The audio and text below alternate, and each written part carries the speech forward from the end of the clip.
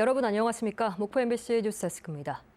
추석 연휴 마지막 날인 오늘 오후 4시쯤 절정에 달하던 귀경길 정체가 점차 완화되고 있습니다.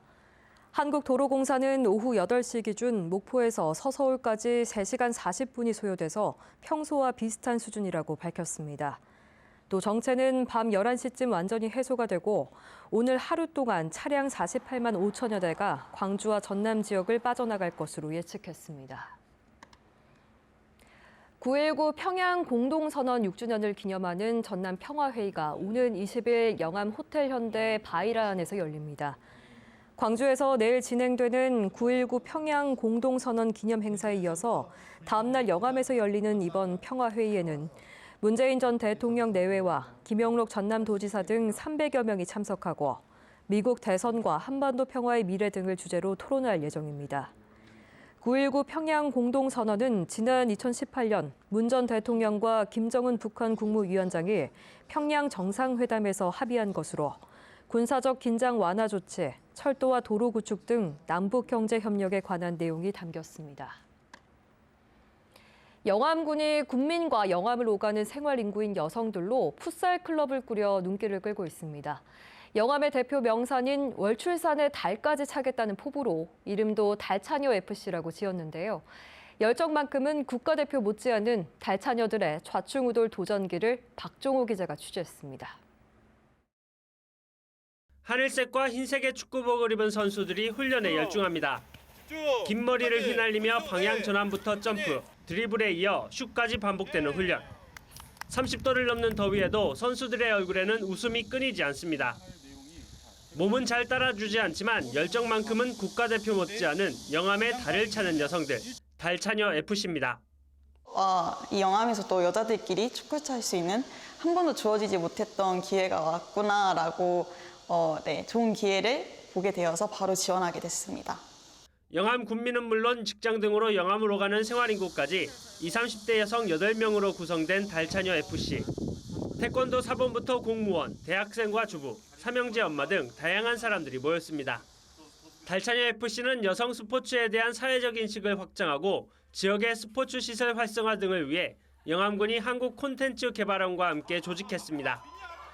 여성들로만 구성된 축구팀인 만큼 몇 차례 훈련 만에 금방 가까워졌습니다. 또 와서 새로운 사람을 만나고 저녁에 또 여기 시골이라서 친구들도 다 타지에 살고 이러다 보니까 운동할 사람이 없었는데 저희끼리 모여서 저녁에 하는 게 되게 좋았습니다. 지난 7월 창단식을 연 달차녀 FC는 최종 선발된 8명의 선수들이 전국대회 1승을 목표로 하고 있습니다. 저희가 10월 초에 전국대회를 나가는데 게토레이 여성 풋살 전국대회를 나가는데 거기서 1승을 꼭 하고 싶습니다. 전국대회를 위해 집중훈련과 현역 축구선수 지도, 1대1 맞춤형 코칭 등 강행군이 펼쳐질 예정. 저마다 각각의 개성을 가진 영암 달차녀들의 도전기는 오는 10월까지 계속됩니다. MBC 뉴스 박종호입니다.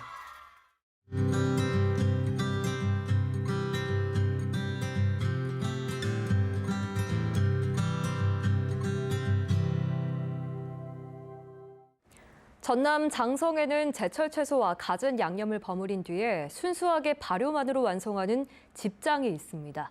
유산균이 풍부해서 배앓이에도 좋고 새콤달콤한 맛으로 쌈장 대용으로도 딱이라고 하는데요.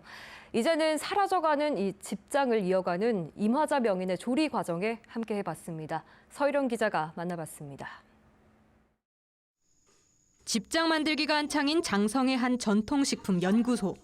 콤콤한 냄새와 함께 등장한 쌀죽은 20일의 발효를 막 마쳤습니다. 국도 아니고 밥도 아니고 이렇게 뚝뚝 떨어지게 해야 됩니다. 쭉 떨어진 것이 아니라. 냄새를 잡기 위해 메주가루를 넣고 가지와 고추잎 등 5가지 야채와 양념을 잘 버무려 다시 일주일을 기다리면 고추장도 된장도 아닌 모습에 이름도 생소한 집장이 완성됩니다.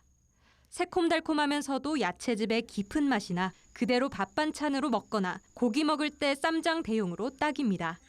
김봉화 명인은 지난 1996년 화려한 패백 음식 일색이던 전통 음식 경연대회에 홀로 집밥을 주제로 집장을 선보여 대상을 수상했습니다. 장성군을 알리기 위해서 발효 음식만 꾸준히 했습니다. 7, 8년을 한 번도 다른 음식으로 바꿔보질 않고 발효 음식 쪽으로 해서 성공했습니다. 유네스코 세계유산인 이곳 피람 서원에서 먹던 집장조리법이 마을로 퍼져나가며 지금의 장성 집장이 만들어졌습니다.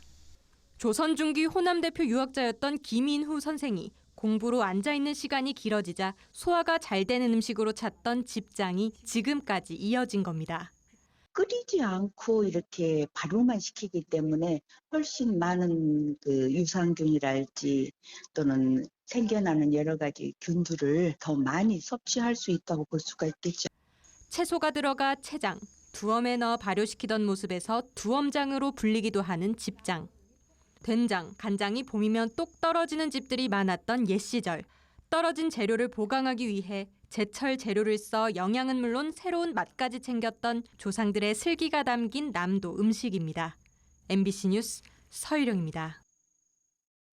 9월 들어 일부 해제됐던 폭염경보가 다시 전남 모든 시군에 발효되는 등 가을 늦더위가 기승을 부리고 있습니다.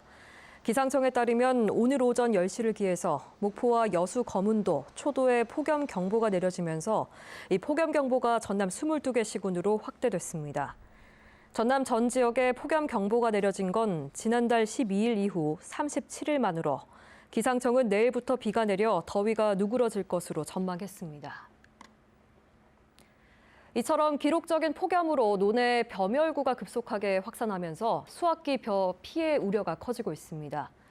전라남도는 올해 벼멸구 피해 발생 면적이 평년보다 1.7배 증가한 6,600여 헥타르로 예측된다며 오는 22일까지 벼멸구 방제비 32억 원을 지원하고 전담 지조사 70여 명을 긴급 투입하는 등 지원을 강화합니다. 해남군에서도 관내 벼 재배 면적 19,000여 헥타르 가운데 5%가량인 980여 헥타르에서 벼멸구가 발생해 현장 점검과 약제 지원을 강화하는 등 대책 마련에 나섰습니다. 올해 추석 연휴 기간 112 신고 건수가 지난해 대비 감소하는 등 비교적 평온했던 것으로 분석됐습니다. 전남경찰청은 이번 추석 연휴 동안 하루 평균 1,700여 건의 112 신고가 접수돼 지난해보다 17.9% 줄었고 가정폭력과 아동학대 신고도 각각 하루 평균 23건, 2건으로 감소했다고 밝혔습니다. 교통사고도 지난해보다 47.5% 줄어든 58건이 발생한 가운데 경운기 사고로 2명이 숨졌고 교통사고로 인한 부상자는 95명으로 집계됐습니다. 고속도로 휴게소에서 판매되는 음식 식자재 수입산을 이용하는 비율이 높은 것으로 드러났습니다. 서삼석 더불어민주당 국회의원이 한국도로공사로부터 제출받은 자료를 보면 휴게소 200여 곳 가운데 호두과자와 우동 식자재의 수입산을 활용하는 비율은 100%, 국밥은 70%인 것으로 나타났습니다. 서 의원은 과거 한국도로공사가 식자재를 국산화하겠다고 밝혔지만 맥반석 오징어의 경우 오히려 국내산 활용 비율이 95%에서 12%로 급감했다며 국내산 활용을 촉구했습니다. 바닷물의 수위가 가장 높아지는 대조기를 앞두고 해안가 저지대마다 침수 피해 대비가 요구됩니다. 목포시는 내일부터 나흘 동안 바닷물 수위가 최고 5m 이상 상승하고 특히 오는 21일 오후 5시쯤 5.04m로 가장 높을 것으로 내다봤습니다. 특히 북항 노을공원과 국제여객선 터미널, 동명동 종합수산시장 등 침수 경계구역에서는 주차 차량 등 재산 피해가 발생하지 않도록 대비해달라고 당부했습니다. 독감이 유행하는 가을철을 앞두고 취약계층을 대상으로 오는 20일부터 무료 접종이 시작됩니다. 전남도는 어린이와 임신부, 65세 이상 어르신을 포함해서 50세부터 64세까지 기초생활수급자에게도 무료 접종을 지원한다고 밝혔습니다. 접종 대상자는 신분증을 가지고 보건소 등 가까운 접종기관을 방문하면 되고 예방접종 도우미 누리집을 통해서 지역별 의료기관을 확인할 수가 있습니다.